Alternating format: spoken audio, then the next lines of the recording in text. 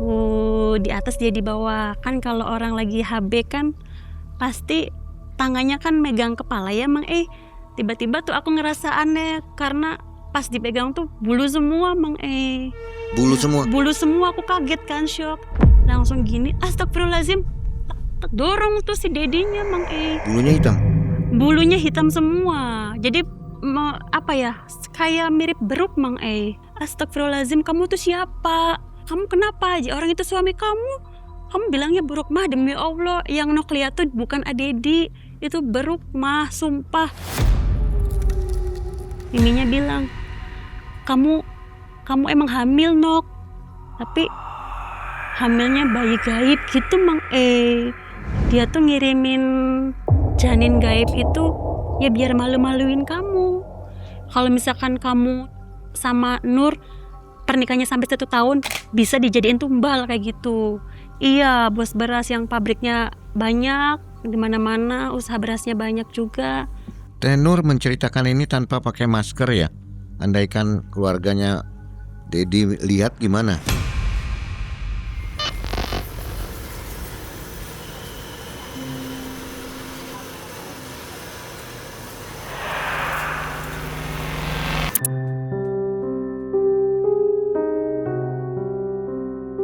Debus melaju menjemput Teh Nur di malam sendu. Dengan udara dingin yang membuat suasana keluh, pertemuan yang terjalin telah membuka kisah pilu dari praktek keji yang terjadi di masa lalu. Pernikahan yang awalnya menjanjikan kebahagiaan berubah kelam seiring dengan waktu berjalan. Sifat kasar sang suami yang begitu menyesakkan memberi duka mendalam yang sungguh mengerikan. Tanpa disadari nyawa menjadi sebuah pertaruhan dari janji hitam yang telah dilantunkan perlahan. Janji yang dijalin oleh keluarga suami dengan setan yang akan memberi harta pada keluarga haus kekayaan. Teror bayangan goib menghantuinya tanpa henti untuk merenggut jiwa dari target yang ditandai. Perjanjian berat ia lalui untuk mencari selamat, menjadi kisah kelam yang tak terlupakan oleh Teh Nur.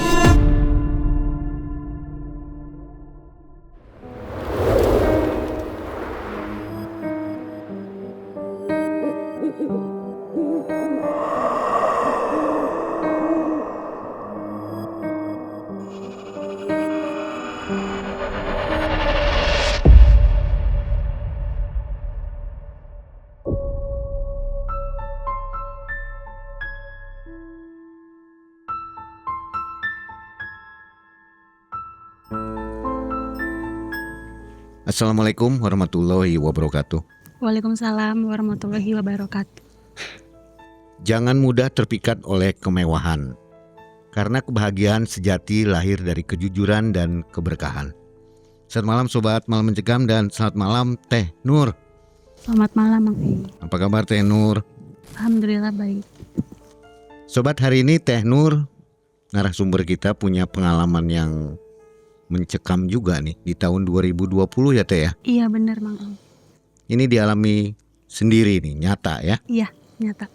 Waktu menikah dengan seseorang katanya. Dan akan dijadikan tumbal, betul? Benar. Wih, serem banget ya. Kok bisa kayak gitu sih? Sampai nggak tahu begitu ya? Ya kalau misalkan pernikahannya nyampe 1 tahun pasti dijadiin tumbal. Jadi lebih baik pisah. Jadi udah kedeteksi gitu ya? Sebelum setahun sudah bubar? Sudah bubar. Oke, ini pesugihan apa namanya nih? Bisa disebut sih beruk Mang Ai. Beruk ya? Beruk tuh semacam monyet itu ya? Monyet, menyeramkan. Sosoknya yang hadir seperti itu? Betul. Waduh. Baik, Teh, kegiatan apa sekarang? Ngonten aja sih Mang Ai. Ngonten juga? Iya. Ngonten di mana? Instagram dan TikTok. TikTok, waduh. Produk ya? Produk bisa. Apa produknya? Baju. Baju ya? Baju anak. Gimana, rame? Lumayan, kadang naik turun. Naik turun ya. Mudah-mudahan rame terus ya. Amin. Baik Sobat, mudah-mudahan semua sehat yang ada di luar negeri. Kalau sudah banyak uang, segera pulang ke Indonesia ya. Yang di tanah air mudah-mudahan rezekinya melimpah. Saatnya kita nonton kisah dari Teh Nur. Malam Mencekam Semakin malam, semakin mencekam. untuk Sobat Teh Nur.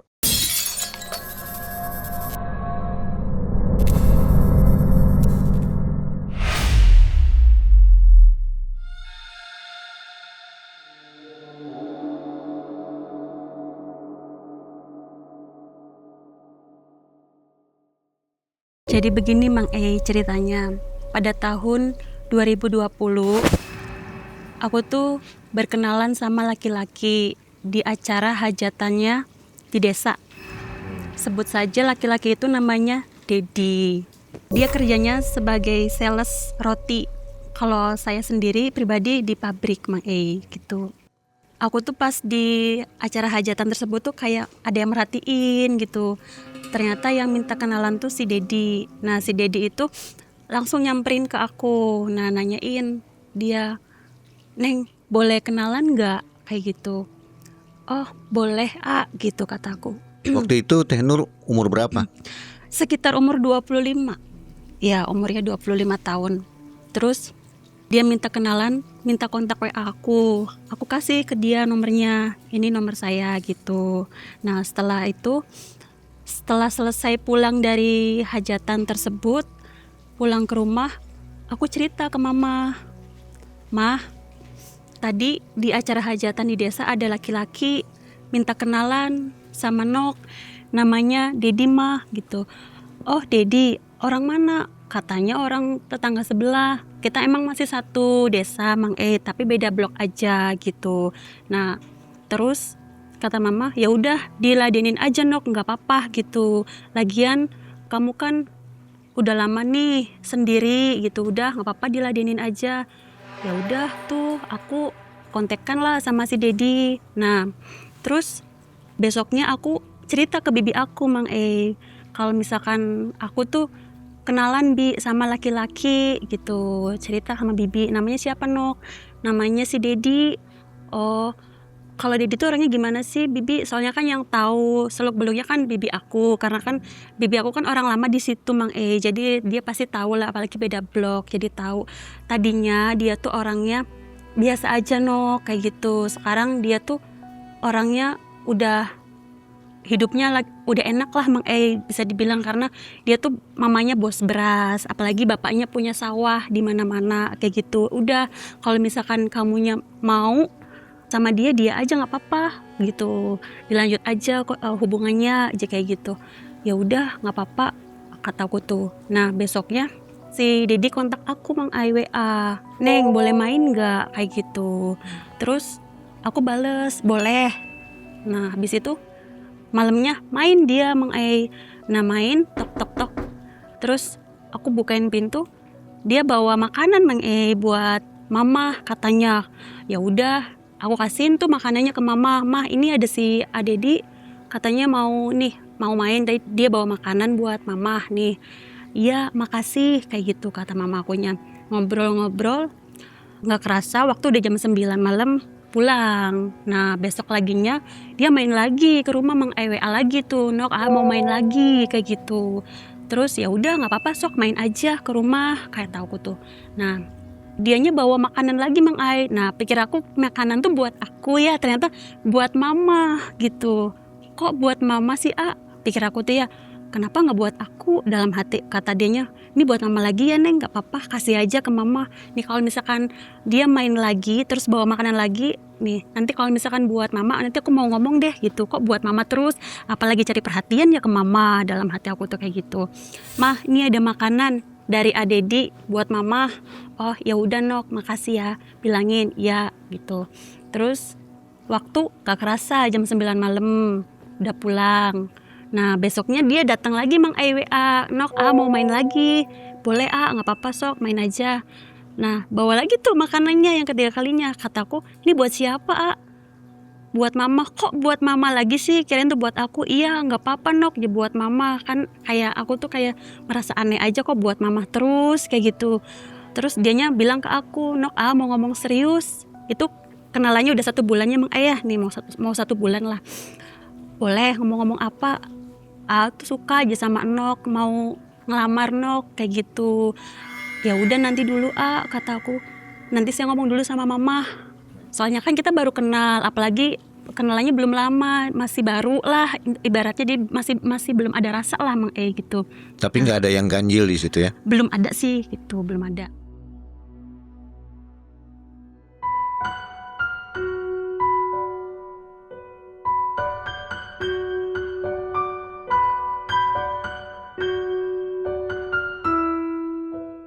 Nah habis itu aku ngomong sama mama besoknya, "Mah, kemarin Adedi ke rumah tuh dia ngelamar Enok." "Ya udah Nok, nggak apa-apa, diterima aja. Tapi posisinya Enok belum ada rasa, belum suka, nggak apa-apa, diterima aja. Apalagi kamu tuh udah umurnya udah 25. Apalagi kan orang-orang sini tuh ngomong terus nih, kamu kapan nikah kayak gitu. Apalagi mama malu, tetangga-tetangga kamu tuh udah banyak yang nikah, kamu belum nikah kayak gitu. Apalagi bapak kamu tuh udah nggak ada sampai pengen kamu nikah tuh." Kayak gitu teman Jadi mamaku ngedesak aku nikah terus. Tapi posisinya aku belum ada rasa nih sama si Dedi. Ya udah nggak apa-apa, kata mama, dijalanin aja kayak gitu. Dijalanin, ya udah aku nurut lah sama mama. Terus aku juga cerita juga ke bibi aku itu tuh, "Bi, Nok mau cerita." "Kenapa aja?" "Itu si Adedi ngelamar Nok." "Iya." "Ya udah Nok, nggak apa-apa, diterima aja. Lagian si Dedit juga kan udah enak tuh orangnya, baik, apalagi mamahnya juga bisnis berasnya di mana-mana, sawahnya di mana-mana. Udah nggak apa-apa, diterima aja," kayak gitu kata bibi aku bilang. "Tapi masalahnya Nok belum ada rasa, belum suka." "Nggak apa-apa, udah aja dijalanin aja gitu kata si bibi akunya. Kataku ya udah.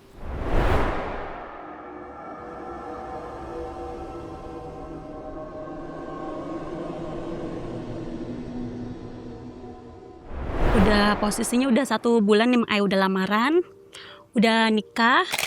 1 bulan kemudian aku tuh ngelihat si Adedi tuh sekarang berubah. Jadi kayak sifatnya emosian, terus suka marah-marah, terus gampang banget ya marah-marah terus lah kayak gitu.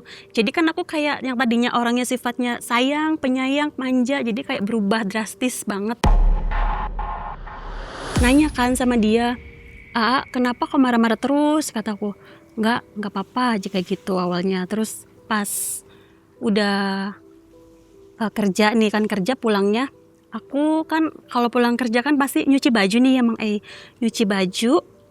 Kan kalau nyuci baju dicekin semua nih di dalam saku-saku tuh. Barangkali ada duit atau ada rokok ataupun ada korek kan, dicekin. Pas itu aku ngecekin itu tuh aku nemuin sesuatu Jadi pas dilihat itu bentuknya kayak bunga. Nah pas dilihat itu bunganya bunga kantil. Nah di sini kan aku kayak, ini apa ya, kok kayak bunga, dalam hati aku aneh banget. Udahlah nanti dulu, ntar aku coba saya tanya ini sama si Adedinya. Tapi aku nyuci dulu itu tuh nyuci dulu. Pas udah selesai nyuci, aku samperin tuh si Adedi. Saya mau nanya, kenapa aja kayak gitu kan nanya. Tadi kan aku nyuci baju, di celana aku nemuin ini bunga, kataku tuh. Ini bunga apa ya, kayak bunga kantil, kataku tuh. Kata dianya, ini bukan punya aku, kayak gitu. Tapi ini jelas-jelas ada di sakunya kataku tuh ya. Nggak mau ngaku tetep dianya. Bukan, ini bukan punya saya, kayak gitu. Kan nggak mungkin kalau bukan punya tapi ada di sakunya kayak gitu kan. Terus di situ aku debat lah sama dia, debat terus mama akunya sampai dengar. Mama akunya nyamperin tuh, "Kenapa ini kok rame banget, kayak berantem lah gitu." "Ini mah," kataku tuh ya, "aku tadi nyuci baju, terus aku nggak sengaja nemuin bunga kantil di sakunya Adedi. Masa aku nanya kok dia marah-marah kayak gitu." Kata mama, "Ya udah sih mungkin itu buat jaga-jaga aja, ngapain dipermasalahin." Jadi kayak mama aku tuh ngebela dia terus masalah kan aku cuma nanya. "Ya enggak mungkin mah, udah coba aja, udah jangan diterusin, jangan diperpanjang, kayak gini aja diperpanjang," kata mama aku.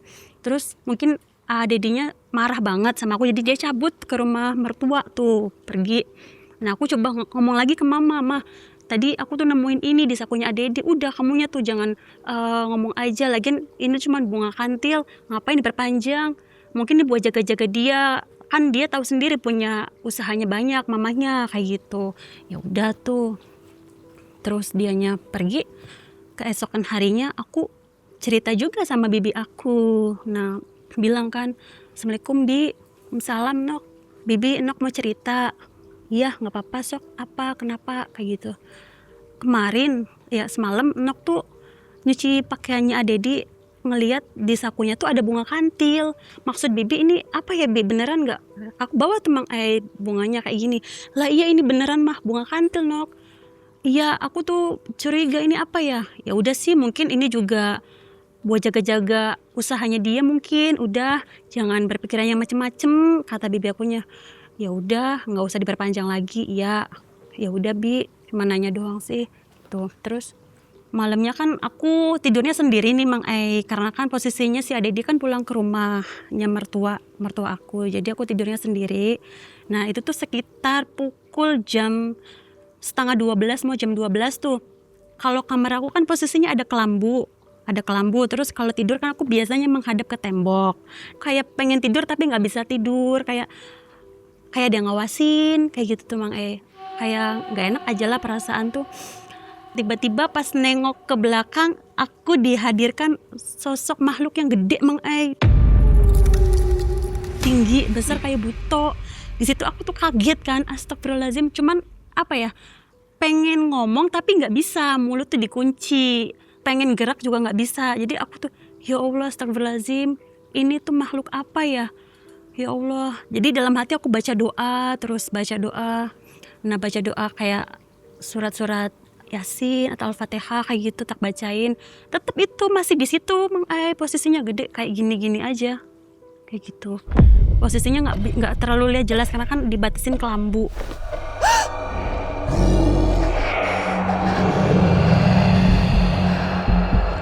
Pengen teriak tuh nggak bisa. Terus aku mejamin mata baca doa sambil melek. Udah 5 menitan kayak udah hilang Mang nggak ada. Terus aku bisa teriak tuh, mama kayak gitu kan teriak. Nah mama akunya langsung datang tuh nyamperin, kenapa Nok? Mah tolong mah, tadi Nok ngelihat makhluk gede tinggi serem banget kayak buto. Kamu mah mungkin itu halusinasi kamu gitu, udah kamu mimpi kali. Enggak mah, sumpah demi Allah Nok tuh ngelihat sendiri dengan mata kepala kalau itu tuh makhluk yang gede banget, menyeramkan. Udah mungkin kamu lagi banyak pikiran, jangan dipikirin, kayaknya halusinasi kamu deh gitu kata mama aku.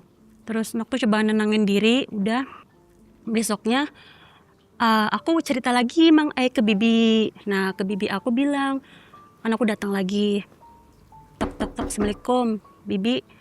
Iya masuk aja Nok. Bi boleh nggak Nok mau cerita? Boleh. Kenapa? Akhir-akhir ini kan Nok tuh udah nggak bareng sama Adedi nih, tidurnya juga semalam sendiri. Tapi Nok di situ tuh ngelihat ada sosok makhluk gede yang nyamperin, yang berdiri tegak gitu kayak buto gitu.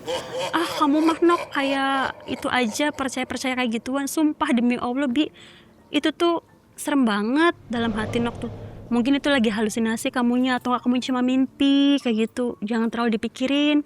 Udah kata bibi aku ngomong kayak gitu. Terus tuh ya udahlah kataku tuh ya. Udah pulang. Hari keduanya tengah malam lagi Mang jam setengah 12-an lagi tuh aku minta sama mama, minta tolong untuk kelambu yang di kamar aku dilepas ya, soalnya kan takut nih makhluknya tuh datang lagi Mang gitu, biar aku tuh bisa lihat jelas. Ternyata pas itu tuh nggak ada makhluk itunya. Nah yang pas aku mau tidurnya tuh menghadap ke tembok, tiba-tiba pas aku mau nengok, aku dikagetkan sama sosok tangan buntung lagi berjalan Mang berjalan. Nah kan aku kaget ya, astagfirullahaladzim ya Allah, pengen teriak lagi nih tapi nggak bisa karena mulutnya kayak kekunci, terus tangannya nggak bisa gerak, badannya kaku nggak bisa, jadi kayak diem ngelihat kayak gitu. Ya Allah itu makhluk apa? Dalam hati aku tuh ya, aku baca doa di situ, baca doa, tetap Mang nggak hilang sampai 5 menit ya, 5 menit lebih baru baca doa hilang nih. Terus aku langsung teriak tuh, mama kayak gitu kan, teriak. Terus akunya, kenapa Nok kayak gitu? Mah tadi Nok ngeliat tangan mah buntung lagi berjalan. Kamu mah ada-ada aja mah, sumpah demi Allah ini Nok nggak bohong. Nok ngeliat dengan mata kepala sendiri gitu. Dia tuh nembus ke pintu Mang tangannya, jadi nggak apa ya, langsung nembus aja gitu jalan. Terus udah, mungkin ini halusinasi kamu. Ya udah, kalau misalkan kamunya takut nih, telepon lagi aja suami kamunya, suruh kesini kayak gitu. Jadi aku WA tuh paginya, bisa pulang lagi ke sini nggak? Aku tuh ngalamin kejadian aneh selama 2 hari ini. Di WA tuh Dede udah pulang ke rumah. Baru tuh Mang Ai aku ngomong sama dia. Nah di rumah tuh tinggalnya aku, Mama sama Dede doang bertiga. Nah aku pengen ngobrol nih sama AA. Kenapa aja katanya. Semalam tuh Nok tuh digangguin sama makhluk-makhluk aneh. Dalam hati, makhluk apa? Pokoknya nih yang pertama Nok tuh datengin sosok kayak buto ijo sama tangan buntung. Kamu mah halusinasi kali, demi Allah Nok nggak bohong, kata aku tuh. Ya udah, aku pengen sesuatu, kata si dedenya tuh bilang gitu. Gimana kata dianya, temenin aku malam ini, layanin aku malam ini gitu Mang Ya udah, nggak apa-apa, sebagai istri ya Mang jadi harus menjalani kewajiban lah kayak gitu. Nah posisinya malam, tengah malam, jam 11:30 itu tuh lampu dimatiin di kamarnya. Posisinya lagi enak lah Mang kayak gitu kan. Aku di atas, dia di bawah. Kan kalau orang lagi HB kan pasti tangannya kan megang kepala ya Mang Tiba-tiba tuh aku ngerasa aneh karena pas dipegang tuh bulu semua Mang Bulu semua. Bulu semua, aku kaget kan, shock. Langsung gini, astagfirullahaladzim, dorong tuh si dedenya Mang Bulunya hitam. Bulunya hitam semua. Jadi apa ya, kayak mirip beruk Mang Jadi tuh aku tuh kaget kan. Astagfirullahaladzim, kamu tuh siapa?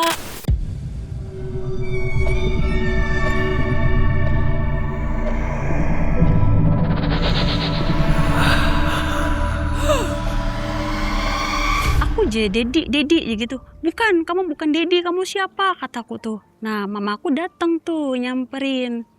Kenapa ini? Kok rame banget?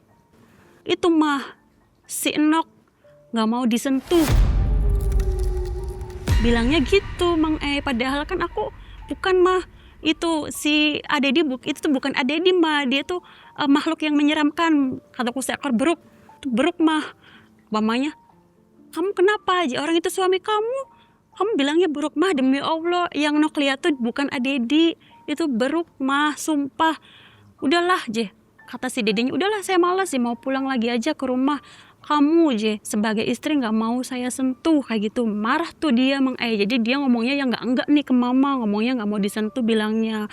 Itu pulang, dianya pulang, mamakunya marah ke aku, kamu gimana sih je sebagai istri gak mau ngelayanin suami kayak gitu. Mah demi Allah, Nok tuh masih ngelayanin dia, cuman yang Nok lihat tuh bukan dia mah, dia tuh kayak berubah kayak seekor beruk gitu. Jadi Nok kan takut, makanya tak dorong. Kata mamakunya, masih nggak percaya mamakunya Mang udahlah aja kamu tuh ngomongnya ngawur aja, udah mama mau istirahat. Dia juga istirahat kan. Jadi di situ tuh kayak ya udahlah, suasananya lagi panas jadi udah meredam, pulang.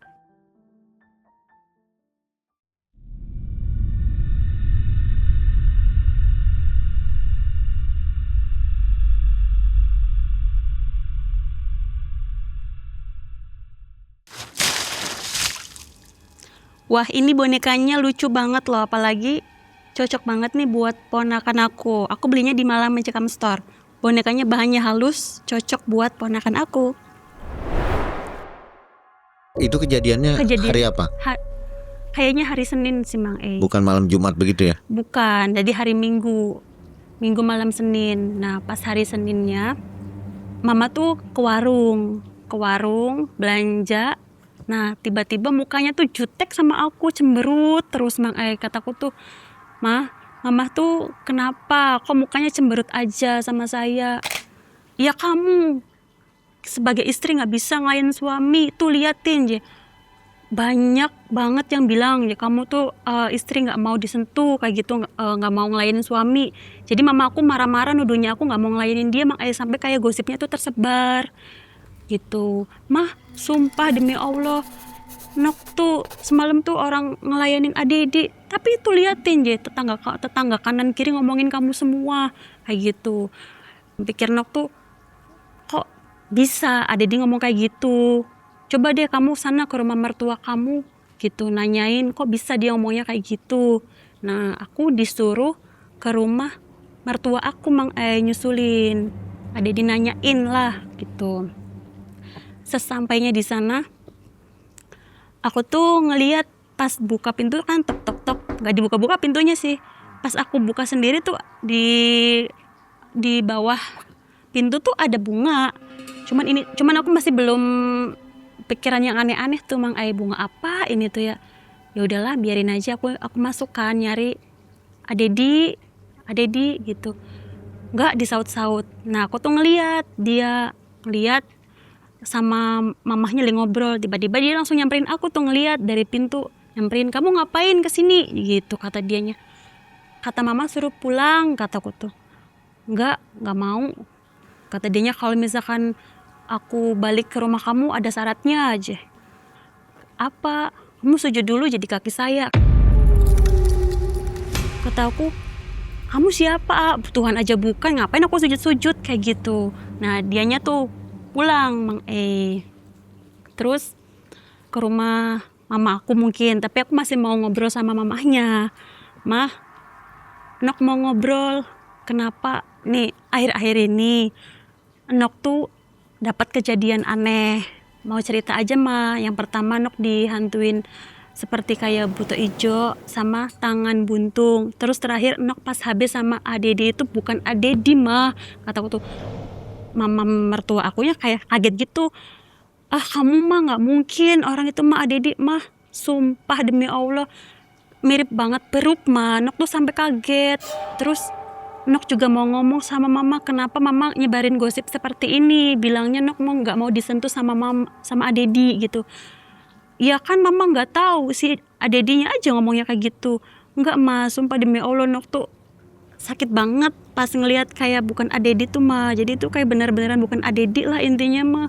Terus tuh kata si mamanya, udah langsung kayak ngalihin pembicaraan tuh kamu udah makan belum, tiba-tiba gitu. Terus ada uang jajannya enggak, tiba-tiba nanya gitu. Seperti udah tahu keganjilannya. Iya, jadi tiba-tiba ngomong kayak gitu. Terus kataku, ada mah gitu. Udah, nih mama kasih uang jajan.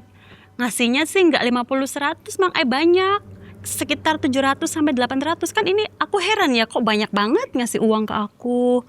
Nah, terus kata si mamah mertua, kamu udah makan? Udah gitu. Ya udah, bawain aja nih buat mamah kamu.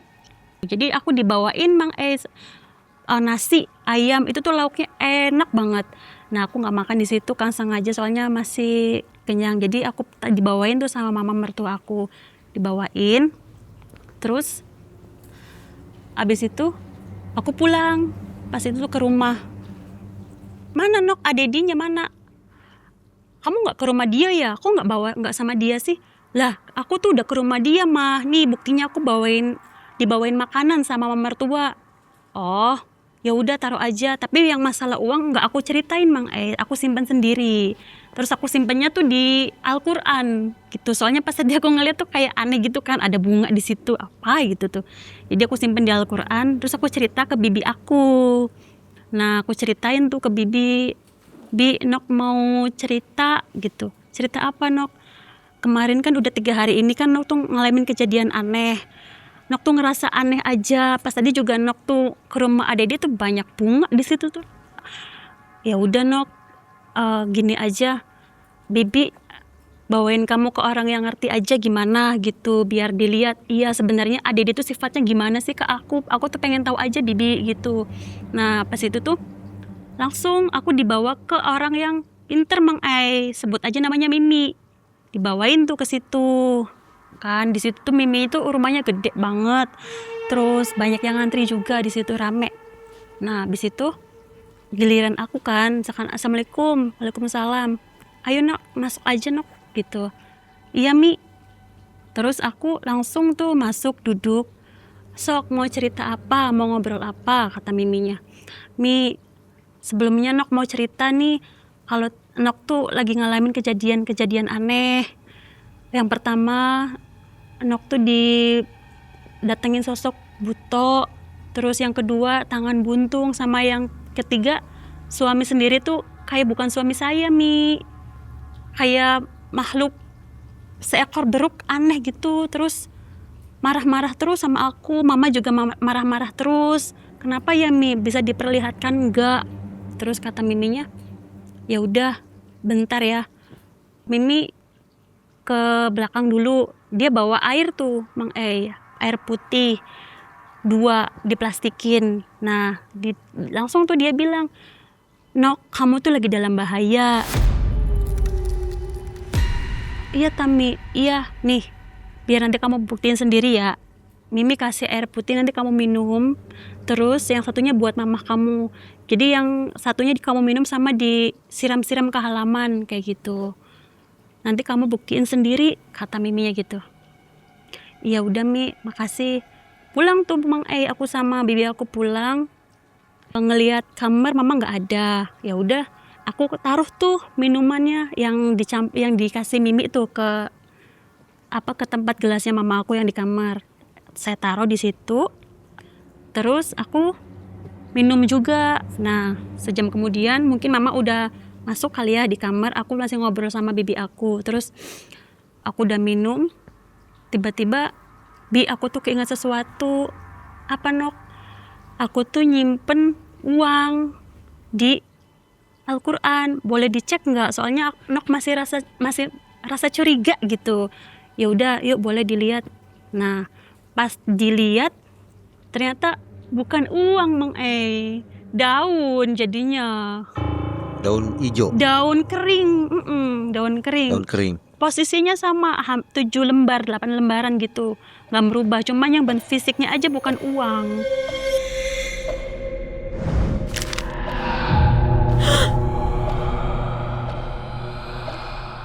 Ya Allah Bibi, ini mah bukan uang.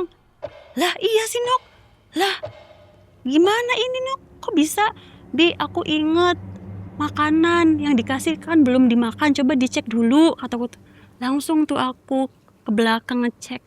Tiba-tiba pas dibuka, bibi aku punya muntah-muntah Mang Soalnya di situnya tuh udah penuh belatung, banyak banget.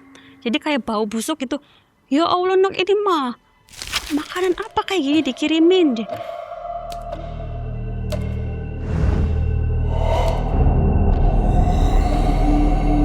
Nah kan rame tuh saya sama bibi aku. Mama aku datang samperin. Ada apa ini rame banget? Mama belum makan kan ini? Belum, ini mama mau makan. Mah, jangan dimakan dulu mah. Lihat, coba mah lihat. Astagfirullahalazim. Mama akunya juga hampir muntah-muntah mah. Soalnya itu udah banyak belatungnya ayamnya. Ini maksudnya apa? Mama mertua kamu ngirim kayak ginian. Mah, aku nggak tahu mah. Makanya ini aneh banget kan mah. Nggak mau lah, Nok takut. Udah. Nanti kalau misalkan Dedi pulang dari kerjaan, kamu tanyain deh maksudnya apa dia ngirim kayak ginian. Ya nanti. Nah selesai itu next Dedi pulang kerja. Aku coba nanya tuh sama dia, nanyain. Nok mau ngomong sesuatu. Kemarin tuh Nok dikasih uang sama mama mertua. Ternyata bukan uang. Dianya langsung kaget gitu bukan uang. Nggak mungkin. Demi Allah nih daunnya masih ada sisa 8 tuh. Terus juga makanan ini bukan makanan liatin bangke semua udah busuk, ada ularnya, ada ulet-ulet kecil-kecil kayak gitu tuh Mang Terus kata dianya kayak nggak bisa ngejawab gitu Mang kayak bingung, terus langsung cabut pergi kayak gitu. Jadi aku bilang ke mama, Mah ini kayaknya ada yang nggak beres, soalnya tiba-tiba Dedi langsung pergi gitu aja kayak gitu. Aku inget omongan si Mimi yang kemarin tuh, katanya kalau misalkan dilanjut ya nggak bakalan bener Nok kayak gitu pernikahannya gitu. Jadi menurut mama gimana? ya udah Nok, terserah, kalau misalkan kamunya mau pisah ya pisah aja gitu.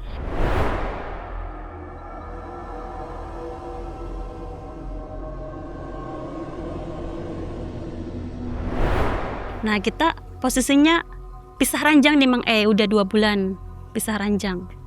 Jadi kita tuh lost contact sama si Dedit, nggak ada kabar sama sekali, nggak telepon-teleponan, nggak WA-WAan, lost contact aja. Terus tiba-tiba kerja aku tuh kayak nggak nyaman aja Mang kayak ada yang ngikutin. Terus tidur juga kayak udah nggak tenang gitu, kayak ada bayang-bayangannya dia, padahal kan kita udah pisah ranjang nih udah 2 bulan, tapi masih ada dia tuh kayak di pikiran tuh Mang masih ada kayak gitu tuh. Jadi kan kayak nggak tenang juga, dibawa kerja juga nggak tenang, dibawa kemana-mana juga kayak nggak tenang kayak gitu. Terus tuh hampir dierep-erep pernah Mang aku tuh dierep-erep sama si nggak tahu, pokoknya dierep-erep kayak ditindihin gitu. Posisinya malam jam 12-an atau setengah 1, badan tuh kayak pengen apa ya, pengen ngomong tapi nggak bisa, kayak ada yang nindihin gitu tuh Mang Jadi kayak pas malam tuh berat banget ini kaku semua, nggak bisa apa ya, nggak bisa bergerak badan tuh. Nah paginya aku cerita sama mama, Mah, Nok tuh kayaknya keinget terus sama Adedi, kebayang-bayang terus, gimana ya Ma, soalnya dibawa kerja juga nggak nyaman, terus Nok tuh kayak direp-rep terus, nggak enak banget nih. Ya udah Nok, gimana kalau ke Mimi aja cari solusi, kata mama akunya. Jadi aku ke situ lagi Mang ke Mimi lagi nanyain gitu, nanyain ke rumahnya, tok assalamualaikum. Waalaikumsalam. Ya Nok, masuk aja. Mi, Nok mau ngomong. Gimana? Kamu udah pisah? Belum sih Mi, baru pisah ranjang, tapi Nok tuh pengen ngomong, sering direp-erep sama kayak ada bayangan dia tuh ada terus tuh Mi. Gimana ya? Kalau kayak gini mah nggak bakalan bisa lepas Nok, kalau kamunya belum cerai. Kayak gitu Mang Jadi harus cerai dulu baru bisa lepas gitu. Kan kamu posisinya udah 2 bulan 3 bulan nih belum pisah. Coba kalau pisah pasti bakal tenang hidup kamu, bilangnya gitu Mang Nah mama bilangnya sarannya ya udah pisah aja Nok, biar kamunya tenang kayak gitu. Terus tuh aku kan mikirin kan, ya udah kalau misalkan mau pisah aja. Nah posisinya aku disuruh pisah Mang itu tuh sama Mimi, kalau misalkan hidup kamu mau enak nih Nok, kamu udah pisah aja gitu. Aku ya udah Mama, gimana Mah, kata Mama, pisah enggak, pisah aja pisah Nok, udah pisah aja, daripada kamunya kayak gini terus, udah mending pisah aja. Nah setelah itu aku ke pengadilan Mang ke pengadilan ngerapah cerai Mang cerai.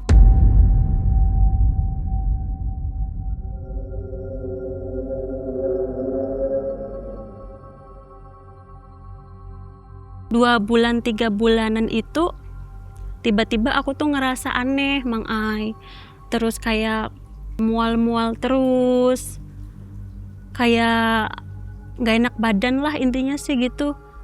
Nah aku cerita sama mama, Mah, Nok hari ini kok gak enak banget ya, kayak mual-mual terus, pokoknya badan tuh gak enak aja. Kenapa kamunya sakit? Gak tahu, ya udah dikerok aja, dikerok, nggak sembuh Mang nggak sembuh. Nah cerita ke bibi, Nok kok pusing, kayak mual-mual terus kayak gitu, kenapa ya? Kamu hamil ta? Aja kata bibi akunya. Enggak lah, hamil, orang Nok nggak hamil, nggak ngapa-ngapain kan gitu. Kan udah cerai, ngapain hamil? Lagian nggak sama cowok juga, nggak pernah gitu-gituan bi. Ya udah, coba dites pack kayak gitu, kata bibi akunya. Suruh dites pack tuh Mang aku tuh, mamaku juga kayak kaget gitu kan. Kamu hamil sama siapa? Orang enggak Mah, sumpah demi Allah Nok tuh nggak ngapa-ngapain. Ya udah sok, coba dites pack. Di situ aku tes pack, hasilnya negatif Mang enggak positif. Tapi aku tuh kayak ngerasa aneh aja gitu, soalnya kayak ada yang gerak-gerak gitu aja Mang di perut tuh, kayak ada yang gerak-gerak kayak gitu. Nah terus mama tuh kayak ya udah nih, kamu kan tes pack negatif, solusinya gimana? Soalnya kan tiap bulan tambah bulan kan pasti perut tuh membesar nggak sih Mang nggak tahu Nok gimana, ini berasa banget kayak orang hamil Mang padahal mah kan nggak ngapa-ngapain gitu.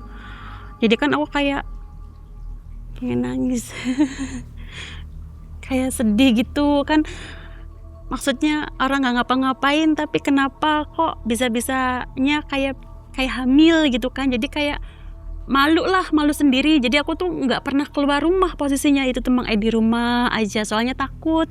Apalagi perutnya semakin hari kan semakin membesar tuh. Jadi udah Nok, kamu nggak usah keluar-keluar, takutnya nanti ada tetangga yang ngeliat nggak enak gitu. Tapi gimana ya Ma, masalahnya kalau misalkan kayak gini terus ya Noknya nggak nyaman juga. Ini solusinya gimana kayak gitu kan. Itu ketahuan kehamilan berapa bulan? Soalnya sekitar 3 bulan 4 bulanan sih. Setelah cerai berarti ya? Iya, tapi posisinya kan nggak ngapa-ngapain juga sih Mang karena kan nggak berhubungan. Apalagi kalau pas cerai kan emang nggak hamil sama sekali. Tapi tadi di tes pack itu negatif, jadi kan emang nggak hamil. Cuman anehnya perutnya tuh kayak gerak-gerak, ada yang gerak-gerak gitu, terus kayak orang hamil gitu. Nah kata mama akunya, ya udah ke Mimi aja Tano kayak gitu. Kata akunya ya udah mah sok gimana solusinya, soalnya Nok nggak mau malu gitu kan. Mimi tuh saya Nok sama Bibi sama mama ke Mimi nanyain cerita, kenapa Nok, udah tenang belum Mi, kenapa? Aku tuh ngerasa aneh, soalnya mual-mual terus, pusing kayak orang ngidam aja Mang terus pas di tes pack juga negatif. Nah Mimi langsung ke belakang, Miminya bilang, kamu emang hamil Nok, tapi hamilnya bayi gaib gitu Mang Jadi kan aku kayak kaget kan, astagfirullahaladzim ya Allah. Terus gimana mah? Kata mamanya, kamu selama ini ngalamin apa aja? Soalnya terakhir sih Mi, aku tuh kayak ada yang nindihin aja gitu. Tapi itu emang nyata banget sih Mang nggak tahu bisa kayak gitu tuh. Emang kamu nggak tahu siapa yang ngelakuin kayak gitu? Nggak tahu Mi. Kata Mimi akunya yang langsung ditebak Mang suami kamu, mantan suami kamu, dia tuh ngirimin janin gaib itu ya biar malu-maluin kamu, biar kamunya itu dipermalukan, dihina. Jadi kesannya kayak hamil di luar nikah gitu Mang ya kan disitu aku nangis Mang nggak mau mah. Jadi gimana ya, pengen banget ini tuh kayak dihilangin aja gitu. Gimana ya mah? Nih salah satunya si Mimi punya kenalan seorang tabib Mang nah dia bisa Nok ngobatin kamu, mungkin harus diruqyah dulu tapi gitu. Nah mau nggak tuh kamunya? Ya Nok sih mau aja Mi gitu diruqyah. Ya udah, tapi ruqyahnya harinya harus malam Jumat kayak gitu Mang Jadi posisinya aku udah di rumah nih, suruh pulang. Nah pulang ngobrol dulu sama si mama sama Bibi. Gimana ya Mah, Bi? Ya udah Nok, ikutin aja omongannya Mimi, kalau misalkan mau diruqyah nggak apa-apa kayak gitu. Terus aku ngobrol tuh Mang sama Mama sama Bibi, suruh ke rumahnya si tabib. Kata si Mimi kan harus ke rumahnya si tabib dulu biar melakukan ruqyah. Jadi ke rumahnya tabib tuh aku tuh Mang dikasih alamatnya sama Mimi. Nah habis itu tok assalamualaikum. Waalaikumsalam, masuk aja. Sini Nok, sini masuk. Kata si tabibnya, kenapa, ada apa? Oh ini ya udah ketebak ini mah kayak gitu. Langsung ketebak Mang karena dia ngelihat perut saya Mang ini mah Nok dikirimin bayi gaib pasti kayak gitu. Terus gimana ya Abah, kataku tuh, biar aku nggak pusing lagi nih mikirin ini, pengen cepet-cepet hilang kayak gitu, pengen dibersihin. Ya udah gini aja, nanti di malam Jumat siapin kayak ayam cemani kayak gitu Mang Ei, terus dupa, bunga melati, pokoknya sesajen gitu. Nah pas itu mama aku, ya udah ini syaratnya, jadi kamu harus tebus gitu, jadi harus ditebus kan, tebus. Besoknya mama, aku sama bibi aku tuh belanja Mang Ei kebutuhan yang buat diritualin tuh, belanja. Terus udah ada semua nih barang-barang, pas banget harinya juga malam Jumat. Nah ritualnya itu di rumah si abahnya yang tabibnya Mang Ei di situ. Aku, mamah aku, sama bibi, sama tabib, jadi berempat di situ tuh, berempat. Posisinya aku tiduran Mang Ei, tiduran kayak melakukan ritual pembersihan aja. Jadi kayak apa ya, dia tuh kayak sekuat tenaga kayak narik sesuatu dalam tubuh aku tuh Mang Ei, sampai ibaratnya dia tuh kayak apa ya, terlempar si tabibnya gitu. Terus tuh abis itu tiba-tiba perut aku udah mulai kempes Mang Ei, iya.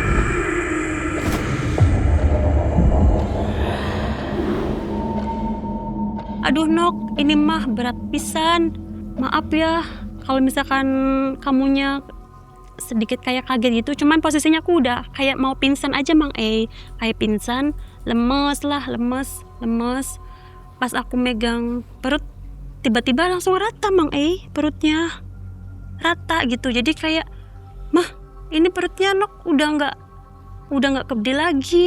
Lah iya Nok, ya udah berarti kamu emang ini udah sembuh, kayaknya udah sembuh, alhamdulillah. Ini Jeb, siapa coba Nok yang ngirim kayak gini, kata si tabibnya. Mantan suami kamu. Terus gitu, kalau nggak dikeluarin sekarang kamu tuh bakal jadiin tumbal kayak gitu. Di situ aku inget Mang Ei posisinya pas main tuh ke rumah mama mertua tuh, dia tuh ada di situ tuh ada dupa, ada kembang, ada menyan gitu. Terus nggak tahu ngedengar kayak kalau misalkan kamu sama Nur pernikahannya sampai 1 tahun bisa dijadiin tumbal kayak gitu. Jadi untungnya kan aku udah cerai tuh sama dia Mang Ei. Jadi dia sengaja buat mempermalukan saya ngasih bayi gaib ini biar kesannya aku tuh kayak terhina, hamil di luar nikah, malu-maluin kayak gitu Mang Ei. Pas udah selesai, udah bersih semua nih, pulang Mang Ei, pulang. Nah mama di situ kayak mungkin kayak marah, emosi.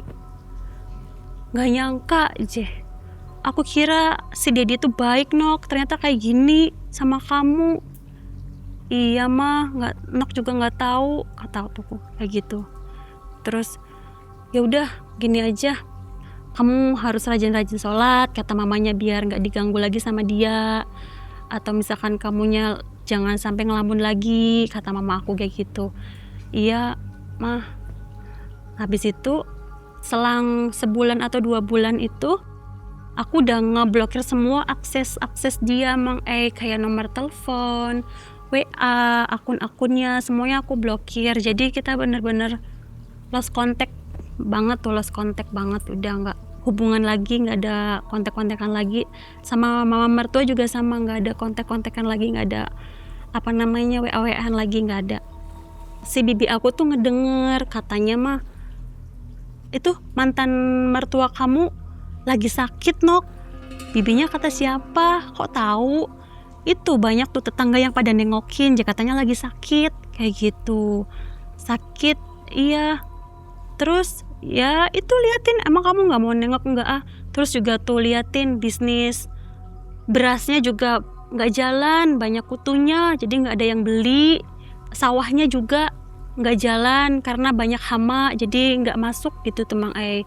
Ya udahlah Bi, kataku tuh, biarin aja, mungkin itu karmanya, kata aku tuh, mungkin itu karmanya si mamah mertua sama si Dedi juga nggak tahu, udah nggak ada kabar, udah lost contact. Cuman yang aku tahu tuh info dari tetangga tuh mamanya sakit aja sih Mang Ei, sakit terus ya nggak sembuh kayak gitu. Terus usahanya juga bangkrut, nggak jalan, sama bisnisnya juga, terus sama sawah-sawahnya juga kayak gitu sih Mang E. Itu efek dari apa dia bisa bangkrut itu ya? Karena nggak jadiin tuh kan, karena Nggak dapat tumbal. iya nggak dapat tumbal. Harusnya kan pernikahan selama 1 tahun tuh harus ada tumbal. Nah alhamdulillahnya kan aku nggak jadi nih Mang E, jadi gagal bisnisnya dianya, jadi nggak bisa masuk tuh, nggak bisa naik lagi gitu. Kalau tumbal sebelumnya ada nggak? Nggak tahu sih, karena apa ya, belum tahu seluk beluknya dia gitu, karena baru gitu. Sebelumnya mungkin kurang tahu juga gitu, tapi itu pas dibilang sama praktisi sih tumbal nok kayak gitu. Tapi Dedi ini kan masih lajang ya waktu kawin, belum pernah menikah. Belum pernah. Kalau belum gitu pernah. target pertamanya Teh Nur. Mungkin soalnya kan biar usaha mamanya tuh naik lancar, bisnis sawahnya banyak, usaha berasnya juga lancar kayak gitu.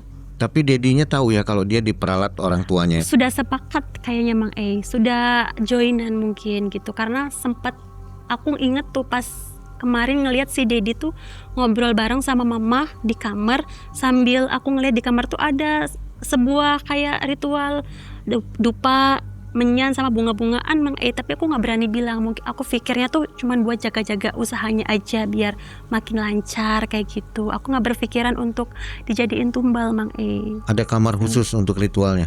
Ada kamar khusus, tapi di kamarnya mamahnya. Kalau aku di kamarnya Adedi yang di rumah sih sering masuk bolak-balik. Cuman kalau di kamarnya mamah mertua mah enggak. Baru ingetnya pas kemarin aja keinget tuh Mang E, yang saya ngeliat gitu. Jadi setelah bubar akhirnya semuanya hancur ya. Akhirnya hancur kata orang-orang sekitar situ. Terus juga mamahnya sakit-sakitan, jadi banyak yang nengok ke situ ngasih kabar juga. Makanya aku dikasih tahu tuh sama bibi aku kalau si mamah mertua kamu jatuh sakit gitu. Bisnisnya juga anjlok kayak gitu. Bos berasnya bangkrut ya. Iya, bos beras yang pabriknya banyak di mana-mana, usaha berasnya banyak juga. Sekarang udah nggak jalan katanya si Mang E. Gitu. Tapi itu kayaknya sudah lama si mertuanya. Mertua mah kayaknya mungkin sudah lama Mang E, karena kan sebelumnya banget mah dia orang biasa aja, mungkin 1-2 tahunan Mang E. Kayaknya itu. Kayaknya, jadi nggak terlalu lama banget, 1-2 tahun. Masih baru ya. Iya masih baru-baru, karena yang diceritakan bibi dia kan dari orang yang biasa, terus tiba-tiba kaya banget itu tuh kayak gitu, mampu lah. Berarti warga-warga heboh dong ya. Heboh banget, makanya kan sampai ngomong ke bibi aku, itu ada yang mau nengok enggak, si ibu sakit gitu, nggak sembuh-sembuh tuh. Ini keluarga-keluarganya masih ada yang hidup nggak? Masih ada, jadi mungkin di rumah tuh ada bapaknya sama mamah mertua sama Dedi sama adiknya. Jadi Dedi 4 masih hidup? orang. Dedi masih, cuman dia udah pergi lost contact Mang E, nggak tahu kemana gitu. Jadi ninggalin mamahnya di situ mah, kata tetangga dari situ mah. Dedinya nggak balik-balik lagi ke rumah, jadi sisa bapak mertua aja yang ngurusin si mama mertua yang sakit ini gitu. Teh Nur menceritakan ini tanpa pakai masker ya. Andaikan keluarganya Dedi lihat gimana? Aman? Aman sih, karena kan emang ini ya unek-unek sih Mang E. Pengen curhat ya? Pengen curhat. Supaya Dedi nggak melakukan lagi begitu? Iya, supaya nggak melakuin lagi. Oke.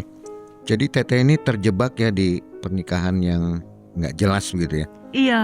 Saran untuk para wanita dong yang mau nikah, pilih-pilih pasangan seperti apa? Untuk wanita-wanita yang ingin nikah, kalau misalkan mau nikah itu harus pendirian aja sih Mang E. Kalau misalkan disuruh sama orang tua jangan mau dipaksa aja. Intinya dari hati, takutnya salah melangkah gitu, kayak aku kan salah melangkah ya karena paksaan orang tua gitu. Jadi harus dilihat dari hatinya aja sih kayak gitu, jangan tanpa paksaan. Itu aja sih. Jadi kaya juga nggak menjamin ya? Nggak ngejamin bahagia, nggak ngejamin sukses lah, intinya sih gitu Mang E. Dedi ini baik di depannya ya? Baik di depannya Mang E, baik banget. Tiba-tiba ya sifatnya kayak gitu tuh sebulan 2 bulan berubah ya? Berubah banget. Kalau diinget-inget seperti sebuah sinetron ini ya, kisah ini. Tapi benar dialami ya? Dialami di Mang dunia E. nyata ada berarti? Ada foto nikahnya juga ada Mang E. Ada ya? Ada. Ditampilin tapi boleh dibrur mungkin ya? Boleh. Diburmin gitu ya? Teh Nur, mudah-mudahan nggak terjadi lagi ya. Amin, terima kasih. Tapi sekarang udah menikah kan? Alhamdulillah udah yang baru sudah, ya? Mang E. Iya, Aman ya dengan yang baru ya? aman Mang E. Oke, mudah-mudahan samawa terus ya. Amin. Halo Sobat Malam Mencekam, dimanapun kalian tengah berada malam ini. Semoga langkah sobat selalu dalam lindungan ilahi. 6 tahun sudah perjalanan ini menemani sunyi, menyusuri jejak kisah yang tak pernah berhenti. Dari malam yang dingin hingga fajar menyinari, kami mengejar cerita yang penuh dengan misteri. Berhari-hari menunggu, berbulan-bulan mencari, demi kesaksian yang layak kami abadikan di sini. Kalimantan menjadi saksi langkah yang kami tapaki. Pontianak, Balikpapan, Samarinda, hingga Tenggarong kami datangi. Bahkan Bali, Banyuwangi, dan Jawa Tengah turut kami singgahi. Sampai ke Tarautung, Sibolga, dan Indramayu, mengukir cerita di hati. Tak semua perjalanan dihiasi jalan yang mudah dilalui. Tapi semua pengalaman tetap akan terukir dalam memori. Karena dari sanalah kisah paling jujur dapat kami temui. Dari para narasumber yang langsung terjun dan mengalami. Setiap cerita kami jaga dengan sepenuh hati. Karena kepercayaan kalian adalah amanah yang kami miliki. Dan selama Nusantara masih menyimpan misteri, Malam Mencekam akan terus mengelilingi bumi pertiwi. Terima kasih telah menemani perjalanan panjang ini. Hingga 6 tahun sudah, Sobat MM selalu menemani Mang E.